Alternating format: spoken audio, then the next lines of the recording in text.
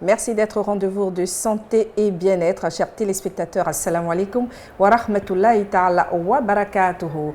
Nous parlions la semaine dernière du tabagisme et ses conséquences.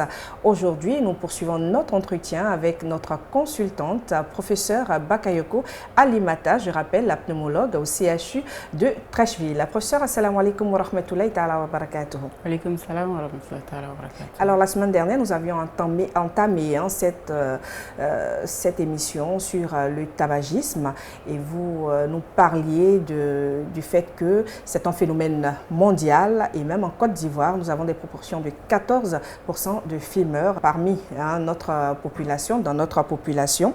Alors avant de poursuivre cet entretien, est-ce qu'on peut revenir un peu sur la définition du tabagisme? Eh bien, le tabagisme se définit selon l'OMS comme une toxicomanie qui résulte de l'accoutumance à l'un ou l'autre des produits fabriqués à partir des feuilles du tabac. On utilise également comme terme pour définir ou bien pour désigner ce tabagisme, on parle de nicotinisme, de tabacomanie, d'usage du tabac, etc. Nous avons également rappelé la dépendance, que la notion de toxicomanie se rapportait à la dépendance qui était induite par le tabagisme, notamment que le fumeur, il est pris par cette envie irrésistible de poursuivre son comportement, quand bien même il connaît les effets néfastes sur sa santé. Eh oui, et vous avez parlé d'effets néfastes, vous l'aviez dit, le tabagisme a des conséquences fâcheuses sur la santé. D'ailleurs, nous allons aborder les maladies liées à la prise de tabac. Eh bien, ces maladies, elles sont nombreuses. Et la semaine dernière, nous avons parlé de la composition de la fumée des cigarettes notamment. Nous avons défini également l'effet de chaque composant sur l'organisme. Eh bien, ces maladies, il y a certaines qui vont apparaître rapidement, précocement, il y a certaines qui sont moins graves, mais il y en a d'autres qui apparaîtront plus tardivement et qui sont beaucoup plus graves. Et je rappelle que ces différentes maladies, elles s'expliquent, elles sont liées et elles sont dues aux composants de la fumée de cigarette. Les premières maladies, les plus graves notamment, sont les cancers. Et ces cancers-là sont dus aux agents cancérigènes contenus dans la fumée du tabac. Nous avons parlé du goudron, nous avons parlé des hydrocarbures. Et parmi ces cancers, le plus fréquent, c'est le cancer du poumon, malheureusement, qui représente plus de 90% des cancers liés au tabac.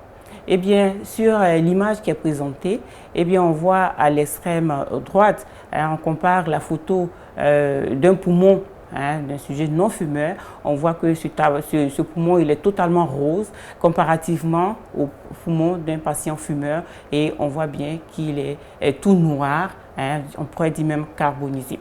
Et la photo qui est au milieu, avec ce patient qui porte un pansement, on voit bien une large balafre sur son thorax qui indique que c'est un patient qui a eu une tumeur au niveau du poumon, certainement un cancer du poumon, et qui a bénéficié d'une chirurgie et on a dû lui enlever tout son poumon. Alors, professeur, nous allons rester sur cette image.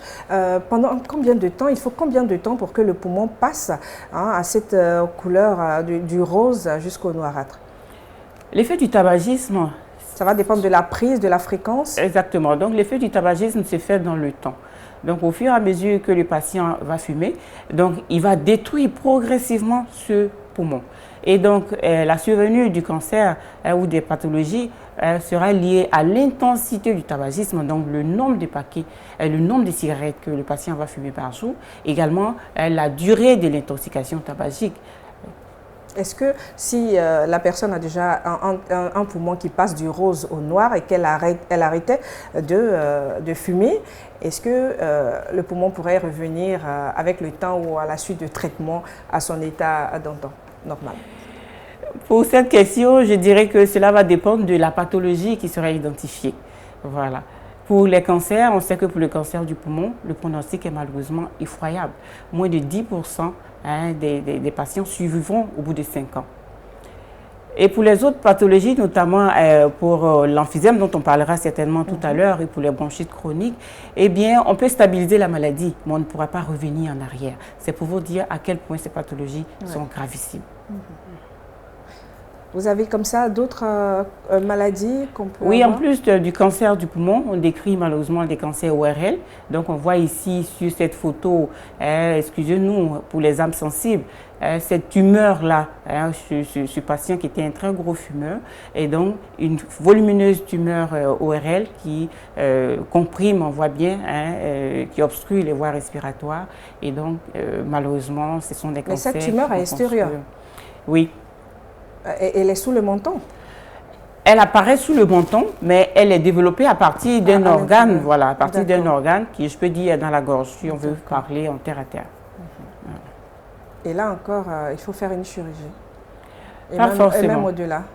Oui, on pourra, pour désobstruer les voies respiratoires, on voit sur l'image, la même image, la photo, l'image qui est à côté justement, donc on ne voit certainement pas, on a fermé le visage du patient, mais quand on regarde de plus près au niveau du cou, donc on a opéré le patient, on a enlevé la tumeur pour lui permettre de respirer, on a également fait un trou dans sa gorge, c'est ce qu'on appelle une trachéotomie, donc puisque les voies respiratoires supérieures elles sont totalement obstruées par la tumeur, donc on va lui permettre de respirer en faisant un trou directement dans la trachée pour lui permettre de respirer. Et pourtant, ça peut être évité. Une autre image, une autre pathologie liée?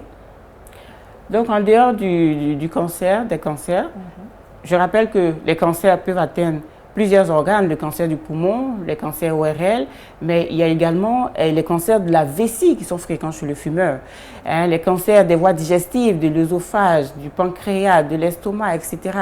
Donc, ce sont des pathologies qui sont très graves, je rappelle, donc les cancers qui vont atteindre la plupart des organes du fumeur.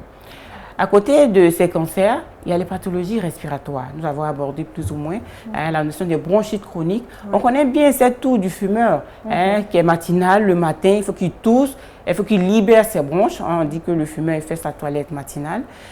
Il y a également ce qu'on appelle les BPCO, les bronchopnéumopathies chroniques obstructives. Le patient, il tousse, il y a une toux chronique, il tousse, il crache abondamment, il a du mal à respirer et cette maladie va évoluer progressivement vers ce qu'on appelle le handicap respiratoire, au point où, même pour les gestes les plus courants de la vie, manger, se brosser, se peigner, le patient ne pourra plus le faire tout seul. Il sera un poids pour la société, malheureusement. Est-ce que dans un tel cas, il peut avoir un lien avec la tuberculose? Est-ce que cette toux peut être assimilée ou est-ce que... Parce qu'ils sont des personnes assez vulnérables finalement, qui s'exposent à beaucoup plus de pathologies. Oui, les patients fumeurs peuvent développer des tuberculoses. La tuberculose est une maladie infectieuse. Et bien, on l'a dit également dans la première partie de l'émission que cette fumée de tabac qui contient des irritants va totalement décaper cette muqueuse respiratoire et la rendre beaucoup plus sensible aux infections et déclencher des infections qui sont plus rapides et plus graves. Donc, s'il rentre en contact avec le germe de la tuberculose, il pourra développer la tuberculose. D'accord. Et nous avons donc, docteur, nous sommes en période de Covid. Dites-nous, est-ce que le patient fumeur chronique est une personne vraiment à surveiller de près, surtout dans cette période, pour ne pas dire c'est une personne qui doit faire beaucoup plus attention? Oui, merci pour cette question qui est vraiment d'actualité. Donc, on voit bien que le patient fumeur, lui, il a totalement détruit ses mécanismes de défense. Donc, bien entendu, c'est un patient qui est très sensible aux infections, qui est sensible au virus. Donc, bien entendu, l'infection à Covid, pour le patient fumeur, en tout cas, c'est une grosse pathologie qu'il faudra surveiller de près. Et les images sont souvent très difficiles à supporter, mais il faut que nous en parlions. Bien entendu. Donc ici, on parlait tout à l'heure des cancers, encore une image en rapport avec un cancer de la bouche. On voit ici au niveau de la lèvre inférieure et sur le patient tout à fait à gauche, on voit que la tumeur a totalement grignoté toute la lèvre supérieure et s'achemine même vers les voies nasales. D'accord. Et donc, c'est vraiment difficile. Existe-t-il un traitement efficace, professeur, pour toutes ces maladies? C'est vrai que dans les cas de cancer, ça va dépendre peut-être de la phase, mais est-ce que dans la majorité des cas, on peut sauver ces patients? Vous l'avez dit vous-même, en matière de cancer, c'est difficile. Et pour le cancer du poumon, généralement, le diagnostic se fait assez tardivement. Et donc, on l'a dit, on le répète, c'est une infection qui est particulièrement grave. Et la survie à 5 ans est inférieure à 10%. Donc, malheureusement, ce sont les patients, pour la plupart, qu'on va perdre. Malheureusement. C'est vraiment dommage. Alors, docteur, ici, nous voulons sauver des vies. L'objectif de cette émission, c'est d'amener ceux qui sont encore à la traîne, ceux qui hésitent à prendre la bonne décision d'arrêter le tabagisme, de le faire, car les conséquences sont très douloureuses des fois. Alors, quelle est la politique, j'allais dire, mise en place par les autorités compétentes pour lutter contre ce fléau, surtout dans notre pays? 14%, c'est quand même beaucoup.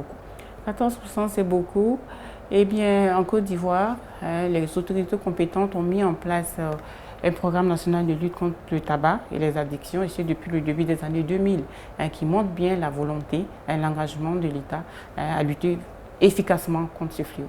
Et ce programme, ces missions se calquent bien entendu sur les recommandations de l'Organisation mondiale de la santé à travers la Convention cadre contre le tabac, qui veut que nous puissions protéger les générations présentes et les générations futures contre les méfaits du tabagisme. Et à ce niveau, la Côte d'Ivoire a ratifié, a signé cette convention cadre qui est rentrée en vigueur, qui est appliquée depuis 2011. Et puis également, il y a cette même stratégie qui est le Empower, qui consiste à protéger les populations contre la fumée des fumeurs. Il faut également aider les fumeurs à aller vers des structures de sévrage tabagique. Il faut informer la population, et je pense que c'est ce que le programme fait, informer la population sur les méfaits du tabagisme. Le programme interdit, la Côte d'Ivoire a voté une loi qui interdit la publicité et le parrainage du tabac. Et puis enfin, augmenter les taxes sur les produits du tabac, autant de mesures qui peuvent dissuader les consommateurs, voire les industries du tabac. Alors, chers téléspectateurs, à travers donc ces échanges, vous avez certainement été convaincus aujourd'hui des dangers du tabagisme. Pour les parents qui sont fumeurs, accros, qui ne peuvent pas s'en passer, évitons d'envoyer nos enfants acheter la cigarette ou ces produits-là, en demandant même des fois d'allumer avant de venir. C'est une façon de transmettre ce qui n'est pas une fierté, mais qui est une pathologie et qui est un défaut, voilà, à nos enfants, et ainsi nous agrandissons le nombre des fumeurs. Votre mot de fin, professeur Bakayoko Alimata? Eh bien, nous parlerons sans détour. Le tabac tue. Pour les fumeurs, il n'est jamais trop tard pour arrêter de fumer. Nous avons vu, les conséquences sont terribles. Et l'évolution va se faire, l'évolution de ces pathologies va se faire inéluctablement. On a vu les pathologies respiratoires, mais il y a également les pathologies cardiovasculaires dont on n'a pas eu le temps de parler. Il y a également le retentissement sur la fertilité, le retentissement sur la beauté même de la femme, le retentissement sur l'enfant. Pour les non-fumeurs, je leur dirais simplement de jamais commencer. Je pense que c'est la meilleure prévention, c'est le meilleur traitement. Ce que vous étiez en train de dire tout à l'heure, c'est que la femme qui fume, cette femme-là, quand elle va mettre au monde un enfant, l'enfant aura L'enfant peut présenter des malformations. Il peut naître avec un petit poids de naissance, il peut naître avec des malformations, il va faire des infections respiratoires à répétition, etc.